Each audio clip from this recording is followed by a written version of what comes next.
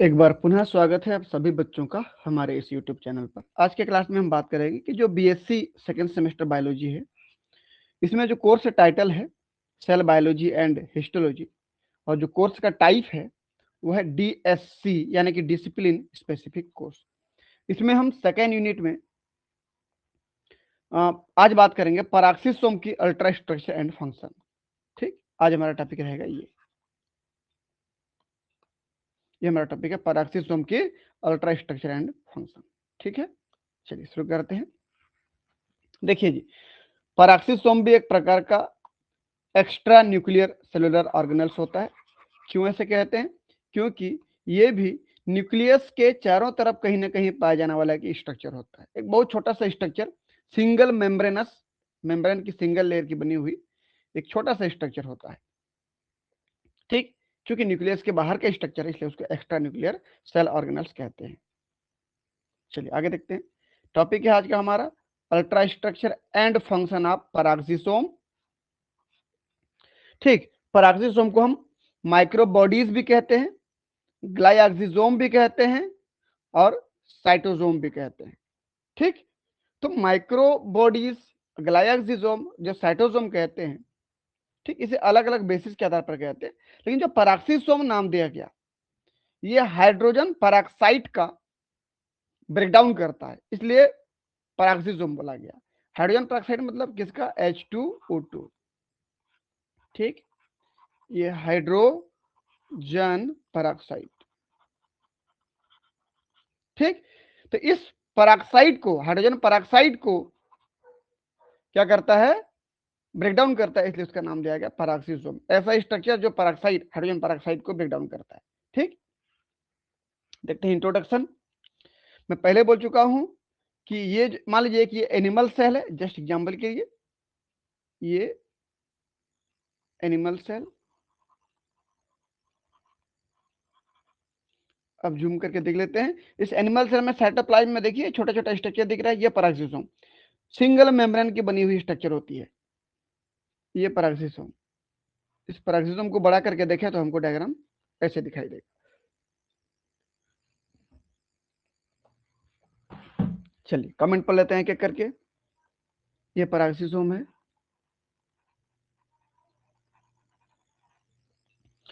पैराक्सिसोम्स are small single membrane bound organelles, बहुत छोटा होता है, सिंगल मेम्ब्रेन से बना होता है। देख लीजिए ये देखिए मेम्ब्रेन दिख रहा है, एक लेयर मेम्ब्रेन दिख रहा है। Found in eukaryotic cell that essential for metabolic process, और ये केवल यूकैरियोटिक सेल में पाई जाती है, एनिमल सेल में, प्लांट सेल में। और जो प्रोकैरियोटिक सेल होते हैं, जो बैक्टीरिया वगैरह होते हैं, उनमें ये देखने को नहीं मिलता। और मेटाबॉलिक प्रोसेस में भाग लेता है ये। मेटाबॉलिक प्रोसेस क्या है? जैसे फैटी एसिड का अल्फा ऑक्सीडेशन, बीटा ऑक्सीडेशन, आगे पढ़ेंगे। इंक्लूडिंग फैटी एसिड ऑक्सीडेशन में अल्फा ऑक्सीडेशन, बीटा ऑक्सीडेशन पढ़ेंगे इसको। And detoxification of hydrogen peroxide, और हाइड्रोजन पेरोक्साइड H2O2 को ब्रेक डाउन करता है, क्योंकि H2O2 बहुत टॉक्सिक होता है, इससे रॉस बन सकता है, रिएक्टिव ऑक्सीजन स्पीसीज, जो कि बहुत टॉक्सिक होगा और हमारे किसी न किसी सेलुलर ऑर्गेनेल्स जैसे डीएनए वगैरह को टारगेट करेगा। तो उससे बचने के लिए H2O2 को ब्रेक डाउन किया जाता है, और वो कहां पे होता है? पैराक्सिसोम के अंदर। ठीक है, अगला कमेंट देखिए। They contain enzyme like catalase that break down toxic H2O2 into water and oxygen. इसके पास कैटेलेज नाम का एंजाइम होता है, यही जो है हाइड्रोजन पेरोक्साइड को ब्रेक डाउन करता है। आप देख सकते हैं इस पैराक्सिसोम में बीच में क्रिस्टलाइन कोर ऑफ ऑक्सीडेजेज लिखा है। ठीक, ऑक्सीडेजेज एंजाइम सब मिलेंगे बीच में, और कैटेलेज एंजाइम भी होगा। ठीक, कैटेलेज एंजाइम क्या करेगा देख लीजिए। ये मान लीजिए क्या है? पैराक्सिसोम है, पैराक्सिसोम है। तो ऑक्सीडेज एंजाइम सबसे पहले क्या करता है देखिए तो, कि जब ये बायोकेमिकल कुछ पाथवे चला रहा होता है, उस समय जो कुछ सबस्ट्रेट होते हैं, ये उसमें ऑक्सीजन के 2 मॉलिक्यूल ऐड करता है। याद रखना कि जब बॉडी में एक्स्ट्रा ऑक्सीजन बढ़ जाते हैं, उन ऑक्सीजन को, जब भी किसी सेल में एक्स्ट्रा ऑक्सीजन बढ़ जाते हैं, उन ऑक्सीजन को अगर यूज नहीं करोगे तो ऑक्सीजन हमारे लिए हानिकारक होगा, वो हमारे डीएनए का ऑक्सीडेशन कर लेगा, प्लाज्मा मेम्ब्रेन का ऑक्सीडेशन कर लेगा। इसीलिए बड़े हुए ऑक्सीजन को क्या किया जाता है, यूज किया जाता है। तो जैसे ये एक ऑक्सीजन मॉलिक्यूल, ये दूसरा ऑक्सीजन मॉलिक्यूल, दोनों को यूज करके 2 ऑक्सीजन मॉलिक्यूल हो गया, तो किसी एक सबस्ट्रेट से उसको मिला देंगे, एंजाइम का नाम ऑक्सीडेज, इस सबस्ट्रेट से मिला दिया तो इसका कंपोनेंट बन गया, ये कोई दूसरा कंपाउंड बनेगा, आगे बताऊंगा मैं इसको। और ये जो 2O2 था, इसके 2 हाइड्रोजन साथ मिलकर के H2O2 बन जाएगा, यानी कि क्या बन गया, हाइड्रोजन परऑक्साइड। हाइड्रोजन परऑक्साइड बन गया। क्योंकि हाइड्रोजन परऑक्साइड भी बहुत टॉक्सिक होता है, इसलिए उसको आगे और मेटाबोलाइज किया जाता है कैटालेज एंजाइम के द्वारा। इसको ब्रेक डाउन किया जाता है किसमें, 2 मॉलिक्यूल वाटर में और सिंगल मॉलिक्यूल ऑक्सीजन में। फिर ये सिंगल मॉलिक्यूल ऑक्सीजन जो होता है, ये फिर किसी नए ऑक्सीजन को यूज करके फिर 2O2 बना करके फिर साइकिल को रिपीट करता है। इस प्रकार से एक्स्ट्रा ऑक्सीजन, एक्सेस जो ऑक्सीजन होता है उसको यूज कर करके हम वाटर बनाते रहते हैं। बीच में हाइड्रोजन परऑक्साइड भी बनता है, उसको ब्रेक डाउन करने के लिए कैटालिसिस एंजाइम का इस्तेमाल किया जाता है। ये प्रोसेस पेरोक्सिसोम के अंदर चलते रहता है। अगर मैं बता दूं कि ये प्रोसेस जो चल रहा है, ये प्रोसेस जो भी चल रहा है पेरोक्सिसोम में, कहां पे चल सकता है, देख लीजिए। ये देखिए, ये C2 साइकिल, जैसे प्लांट की बात करूं मैं, प्लांट में C2 साइकिल चलता है। C2 साइकिल में देखिए तो ये 2 मॉलिक्यूल ग्लाइकोलेट में 2 मॉलिक्यूल ऑक्सीजन मिल गया और ग्लाइऑक्सिलेट बन गया, ग्लाइऑक्सिलेट बन गया और बदले में H2O2 बन गया, 2 मॉलिक्यूल। इस H2O2 को कैटालेज एंजाइम ब्रेक किया, 2 मॉलिक्यूल वाटर बन गया, 1 मॉलिक्यूल ऑक्सीजन, फिर नए 1 मॉलिक्यूल ऑक्सीजन को फिर यूज किया गया। देखिए यहाँ पे, तो ये जो ऑक्सीजन यूज हो रहा है ना पेरोक्सिसोम में, ऐसे ये यहाँ पर कैटालेज एंजाइम काम किया था, ठीक। तो ये इस प्रकार से प्रोसेस चलते रहता है।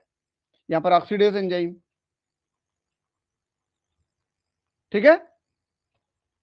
चलिए, ये तो हमारा पेरोक्सिसोम का डेफिनेशन, इंट्रोडक्शन। अगला देखिए, डिस्कवरी ऑफ पेरोक्सिसोम। पेरोक्सिसोम की खोज कैसे हुई, तो पहले जॉन्स रोडिन नाम के जो साइंटिस्ट थे, first observe this micro bodies via electron microscopy in 1954। 1954 में जोहानस रोडिन ने इस पेरोक्सिसोम को माइक्रो बॉडी, छोटे छोटे स्ट्रक्चर के रूप में खोजा था इलेक्ट्रॉन माइक्रोस्कोप का यूज करके। लेकिन उस समय उनको पेरोक्सिसोम नाम नहीं दिया ना, उन्होंने माइक्रो बॉडीज के नाम से खोजा था। बाद में देख लीजिए, peroxisome were discovered and named in 1965 to 66, 1965-66, लगभग 11 साल बाद अगर देखा जाए तो बाय बेल्जियम साइटोलॉजिस्ट क्रिश्चियन डी ड्यूवे के द्वारा इस स्ट्रक्चर को नाम दिया गया। क्या नाम दिया गया, पेरोक्सिसोम। एंड हिज कॉलीग क्या नाम क्या था, पायरी बॉडिन। तो क्रिश्चियन डी ड्यूवे और उनके जो दोस्त थे, कलीग थे, पायरी बॉडिन, दोनों के द्वारा इसको खोजा गया। लेकिन स्पेशली क्रिश्चियन डी ड्यूवे ने उनके इस फंक्शन के बारे में पूरा पता किया कि कैसे करता है पेरोक्सिसोम, पेरोक्सिसोम किस काम को अंजाम देता है, उसको क्रिश्चियन डी ड्यूवे ने उसको खोजा। क्रिश्चियन डी ड्यूवे वही हैं जो लाइसोसोम की भी खोज किए थे, है ना, देख लीजिए, हम पढ़े थे इसको, मैं लाइसोसोम का टॉपिक निकाल रहा हूं, देख लीजिए। ये डिस्कवरी ऑफ लाइसोसोम, देखिए क्रिश्चियन डी ड्यूवे, वही क्रिश्चियन डी ड्यूवे हैं जिनको 1974 में नोबेल प्राइज मिला था ना, सुसाइडल पाउच के रूप में खोजा था। वही क्रिश्चियन डी ड्यूवे ने पेरोक्सिसोम को भी खोजा और नाम दिया, ठीक। कब नाम दिया, 1965-66 के आसपास। इट वाज डी ड्यूवे, वही क्रिश्चियन डी ड्यूवे थे, biochemical analysis that identified them as specialized organelles that produce and degrade hydrogen peroxide. Christian D डुबे नहीं देखा कि इस पैराक्सीसोम के अंदर हाइड्रोजन पेरोक्साइड को ब्रेक डाउन किया जा रहा है, तोड़ा जा रहा है, इसीलिए उनका नाम दे दिया पैराक्सीसोम, क्योंकि पेरोक्साइड को तोड़ा जा रहा है, ब्रेक किया जा रहा है, तो नाम दिया गया पैराक्सीसोम। किसके द्वारा दिया गया? क्रिश्चियन डी डुबे के द्वारा। ये हमारे क्रिश्चियन डी डुबे साहब है। ठीक, अगला देखिए स्ट्रक्चर ऑफ पैराक्सीसोम। पैराक्सीसोम के स्ट्रक्चर की अगर हम बात करें तो डायमीटर 0.1 से 1 माइक्रोमीटर है ये। ठीक, इसकी साइज बहुत छोटी होती है। अगला देखिए, it is single membrane covered organelles, एक मेम्ब्रेन का बना होता है, found in all eukaryotic cell, सभी यूकेरियोटिक सेल में पाई जाती है, प्रोकैरियोट्स में नहीं मिलता। Act as major site of oxygen utilisation like the mitochondria, जिस प्रकार से माइटोकॉन्ड्रिया में भी ऑक्सीजन यूज होता है, ऑक्सीजन यूज होकर के वाटर बनाया जाता है, सेम ऐसे पैराक्सीसोम में भी ऑक्सीजन का यूज किया जाता है और वाटर बनाया जाता है। ठीक, या ऑक्सीजन यूज होता है भाई, ऐसे ऑक्सीजन यूज होता है। ठीक, देख लीजिए 2 मोलिक्यूल ऑक्सीजन यूज होता है। मैं यहां कर दे रहा हूं, उसको रुकिए, अभी बनाए थे हम डायग्राम।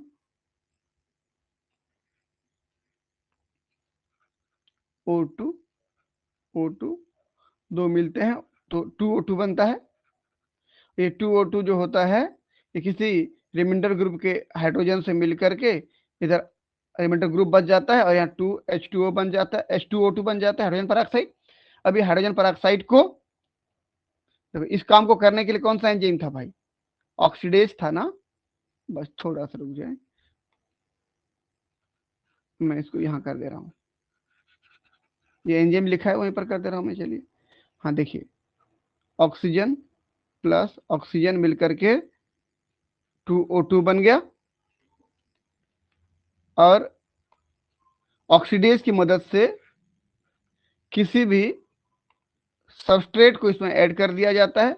जैसे यहाँ पर कोई रिमाइंडर ग्रुप R कर दिया, RH2 कर दिया, इसको ऐड करने के बाद इधर रिमाइंडर ग्रुप बच जाता है और इसका हाइड्रोजन इसके साथ मिल जाएगा और क्या बना लेगा देख लीजिए, 2H2O2 हाइड्रोजन पेरोक्साइड बना लिया।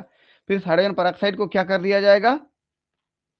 मेटाबोलाइज कर दिया जाएगा। जब मेटाबोलाइज करेंगे तो फिर ऑक्सीजन बन जाएगा, इधर से बदले में वाटर बन जाएगा, 2 मोलिक्यूल ये बन गया। और यहाँ पर एंजाइम जो काम आएगा कौन है? कैटालेज। तो ये प्रोसेस इसके अंदर किया जाता है।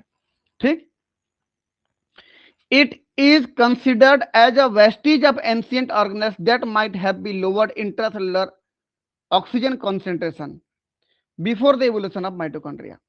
आप ये सोचिए कि हमारा जो इवोल्यूशन हुआ पूरी दुनिया में कैसे करके हुआ, पहले ये देखिए, ये इवोल्यूशन ऑफ लाइफ लिखा है। देखिए मैं पहले जूम करता हूं, देखिए इवोल्यूशन ऑफ लाइफ। सबसे पहले जो ऑर्गेनिज्म आते थे ऑक्सीजन का यूज नहीं करते थे, तो एनारोबिक लाइफ सर्वाइव करते थे। फिर धीरे धीरे एरोबिक लाइफ वाले आते गए, ट्रांजिशनल लाइफ आते गया। उस समय ऑक्सीजन का यूज करने के लिए कौन आया भाई? ऑक्सीजन का यूज करने के लिए कौन आया? पैराक्सीसोम। फिर बाद में अभी मॉडर्न लाइफ को देखोगे तो अभी ऑक्सीजन का यूज कौन करता है बेहतर तरीके से? माइटोकॉन्ड्रिया। तो शुरू में तो ऑक्सीजन यूज ही नहीं होता था ना, एनारोबिक लाइफ था। चलिए इसको देख लेते हैं हम लोग। शुरू में एनारोबिक लाइफ था, फिर जब ऑक्सीजन धीरे धीरे यूज होने लगा तो उसमें पैराक्सीसोम ऑक्सीजन यूज करता था। अब मॉडर्न डे में देखोगे तो माइटोकॉन्ड्रिया यूज करता है। तो कहने का मतलब क्या है कि एनारोबिक और एरोबिक लाइफ के ये बीच का ट्रांजिशनल जोन में पैराक्सीसोम यूज होता था। ठीक है, तो हम कह सकते हैं कि जब एरोबिक लाइफ का शुरू हुआ तो शुरू से ये पैराक्सीसोम जैसी स्ट्रक्चर हमारे सेल में बनना शुरू हुआ था और ये पुराना स्ट्रक्चर है और अभी भी अवशेष के रूप में, वेस्टिज के रूप में हमारे सेल्स में बचा हुआ है। ठीक, सोचिए ना, जब सबसे पहले ऑक्सीजन यूज हुआ तो माइटोकॉन्ड्रिया बना ही नहीं था, उसके पहले से पैराक्सीसोम यूज हो रहा है। ठीक है, तो बहुत पुराना स्ट्रक्चर है जो ऑक्सीजन का यूज करता है और अभी भी हमारे सेल्स में, कोशिकाओं में बचा हुआ है। देख लेते हैं, it is considered as a vestige of ancient organelles, बहुत पुराना ऑर्गन के रूप में जाना जाता है। That might have lowered intracellular oxygen, cell के अंदर जो ऑक्सीजन होता है उसको यूज करके ऑक्सीजन की लेवल को कम कर देता है। Before the evolution of mitochondria, mitochondria के बनने के पहले पैराक्सिसोम ही ऑक्सीजन का यूज करता था। ठीक, ये इवोल्यूशन का जो समय था ये ऐसे चल रहा था, ऐसे है ना। अगला देखिए, peroxisome contain oxidative enzymes such as oxidase, catalase, ये सब एंजाइम्स के अंदर पाए जाते हैं, हम इसके बारे में बात कर चुके हैं। ठीक है, अगला देखिए भाई, फंक्शन ऑफ पैराक्सिसोम। ये मान लीजिए पैराक्सिसोम है, सिंगल मेम्ब्रेन स्ट्रक्चर। इस पैराक्सिसोम का जो मेन काम होता है ना, वो लॉन्ग चेन फैटी एसिड का ऑक्सीडेशन करना। ये फैटी एसिड था, उसको ब्रेक डाउन करना, ब्रेक डाउन करके एनर्जी प्राप्त करना, अल्फा ऑक्सीडेशन बीटा ऑक्सीडेशन करके उससे एसिटिल कोएंजाइम ये बनाता है। फिर एसिटिल कोएंजाइम में आगे चला जाता है क्रेब्स साइकिल के लिए। ठीक है ना, क्रेब्स साइकिल कहां चलता है बोलने पर, माइटोकॉन्ड्रिया के अंदर, फिर ये वहां चला जाएगा। तो कहने का मतलब फैटी एसिड का क्या करता है ये, ऑक्सीडेशन। ठीक, फैटी एसिड का ऑक्सीडेशन करता है। तो पहला रोल वही है, देख लीजिए। और एक चीज याद रखना कि एनिमल में, एनिमल सेल में ये जो फैटी एसिड का जो ऑक्सीडेशन हो रहा है, फैटी एसिड FAO लिखा है ना, fatty acid oxidation, fatty acid oxidation. तो एनिमल सेल में माइटोकॉन्ड्रिया पैराक्सिसोम दोनों जगह पे फैटी एसिड का ऑक्सीडेशन होता है, जबकि प्लांट में केवल केवल पैराक्सिसोम में होता है। ठीक, तो mitochondria in animal, peroxisome in animal. ठीक, दोनों जगह मतलब फैटी एसिड का ऑक्सीडेशन, ठीक, माइटोकॉन्ड्रिया में भी और पैराक्सिसोम में भी होता है, जबकि प्लांट के केस में केवल पैराक्सिसोम में ही होता है। ठीक, इन प्लांट, प्लांट के केस में केवल पैराक्सिसोम में ही फैटी एसिड का ऑक्सीडेशन होता है, माइटोकॉन्ड्रिया में नहीं होता है, इसका याद रखना। चलिए, alpha and beta oxidation of fatty acid to produce acetyl coenzyme A, ये बन रहा है देखिए एसिटिल कोएंजाइम ए।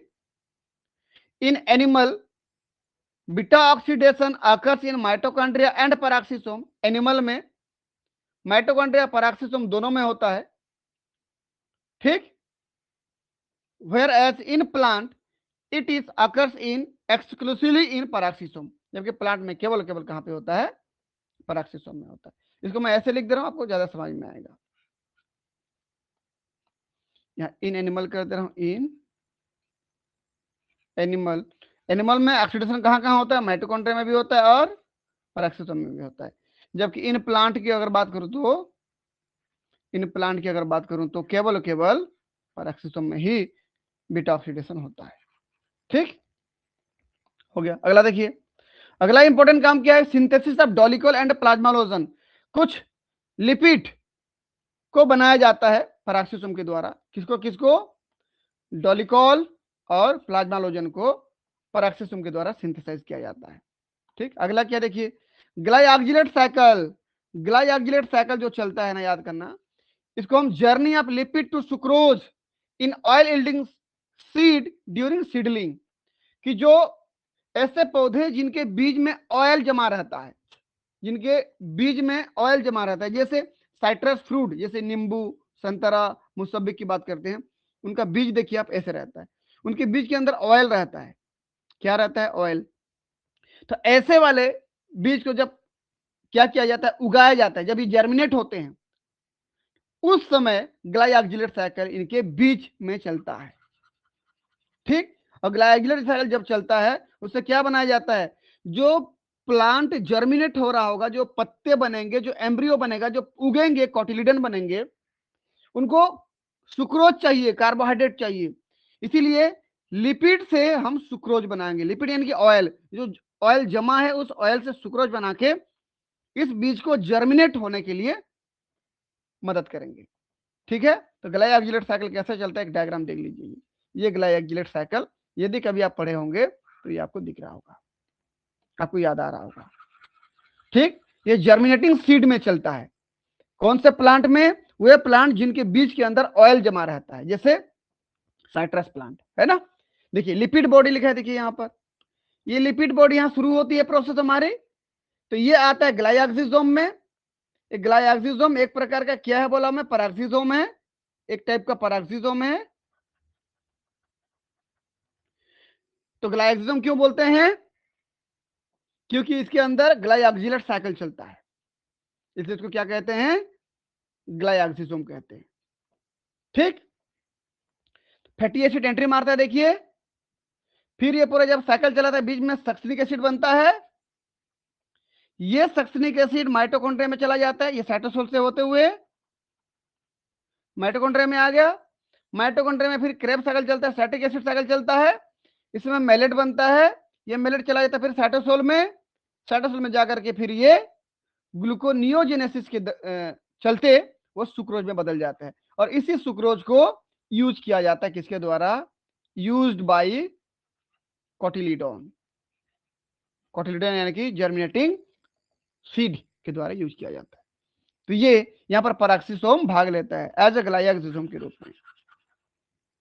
ठीक है, अच्छा, ग्लाइऑक्सिलेट साइकिल क्यों बोलते हैं, क्योंकि ग्लाइऑक्सिलिक एसिड बनता है, देखिए ग्लाइऑक्सिलेट, ये इसी बीच में ग्लाइऑक्सिलेट बनता है, इसलिए इसको ग्लाई, और यही साइकिल घुमाते रहता है ऐसे ऐसे, जो ग्लाइऑक्सिलेट साइकिल को घुमा रहा है, इसी बीच में आइसोसाइट्रिक एसिड से जब ग्लाइऑक्सिलेट बनता है तो सक्सिनिक एसिड भी बनता है, इसका मतलब आइसोसाइट्रिक एसिड जब ब्रेकडाउन होता है तो ग्लाइऑक्सिलेट और सक्सिनिक एसिड बनता है।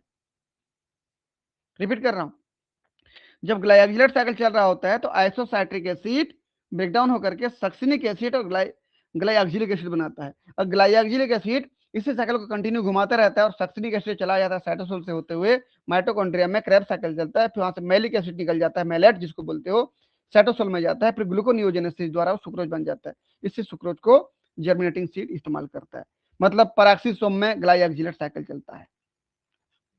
ठीक, तो पैराक्सिसोम में ग्लाइऑक्सिलेट साइकिल चलता है।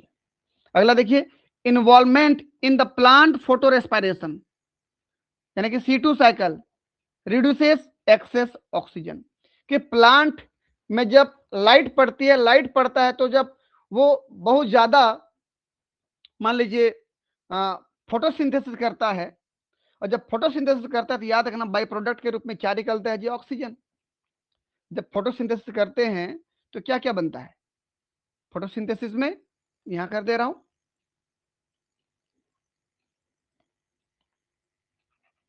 वाटर प्लस CO2 जब मिलता है, यहां पर जब सनलाइट पड़ता है,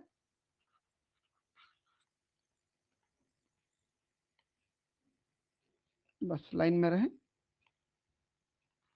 ये सनलाइट पड़ रहा है, देखिए जब सनलाइट पड़ता है तो बनता है क्या, C6H12O6 प्लस ऑक्सीजन यूज होता है, मतलब बनता है, और यहां पर क्लोरोफिल होती है जो लाइट को रिसीव करती है। ठीक, इसको हम क्या कहते हैं, फोटोसिंथेसिस। एक मिनट में इसको सेव कर लेता हूं।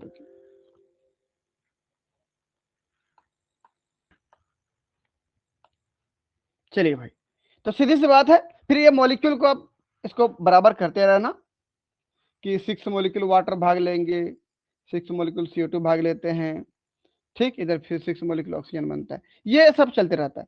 तो इसी बीच में जब ज्यादा लाइट पड़ेगा किसी पौधे पर, जो ज्यादा फोटोसिंथेसिस होगा, फोटोसिंथेसिस होगा, और जब ज्यादा फोटोसिंथेसिस होगा तो ज्यादा ऑक्सीजन बनेंगे, जब ज्यादा ऑक्सीजन बनेंगे तो ऑक्सीजन तो आगे जाकर रॉस बना सकता है, रिएक्टिव ऑक्सीजन स्पीसीज, जो प्लांट के लिए बिल्कुल भी अच्छा नहीं है, प्लांट के DNA को, प्लांट के सेल्स की मेम्ब्रेन को ब्रेक डाउन कर सकता है।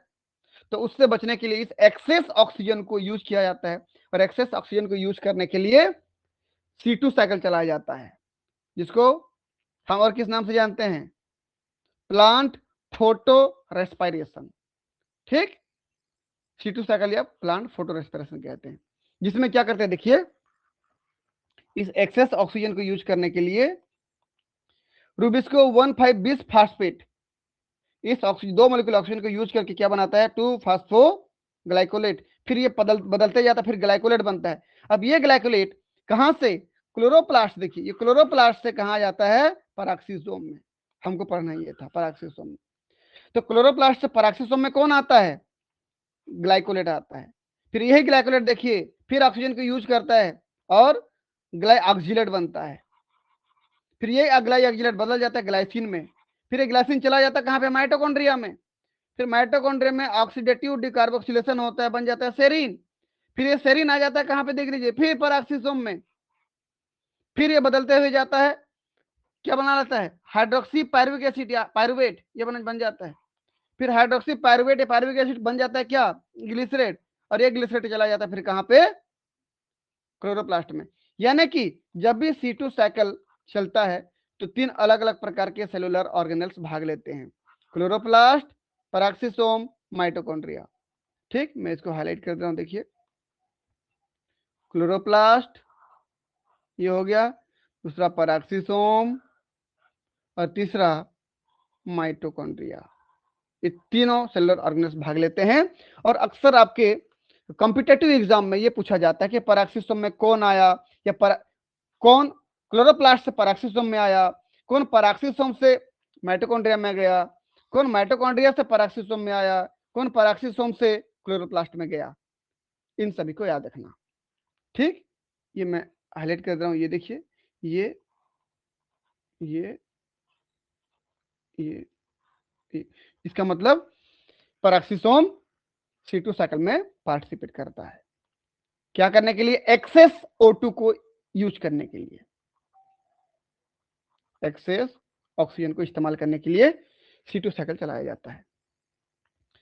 ठीक है, तो involvement in plant photo respiration यानी कि C2 साइकिल क्या करने के लिए चलता है, reduce access O2, access oxygen को कम करने के लिए चलता है। तो इस प्रकार से हमारा ये टॉपिक हुआ कंप्लीट। तो हमारा ये पैराक्सीसोम का टॉपिक आपको कैसे लगा, कमेंट बॉक्स पे जरूर बताएं। और यदि हमारे चैनल पर आप नए हैं तो चैनल को सब्सक्राइब करें, वीडियो को लाइक करें, दोस्तों के बीच में शेयर करें, ताकि उनको भी इस प्रकार की वीडियो का लाभ मिलता रहे। मिलते हैं नेक्स्ट क्लास में, तब तक के लिए बहुत बहुत धन्यवाद। Thank you.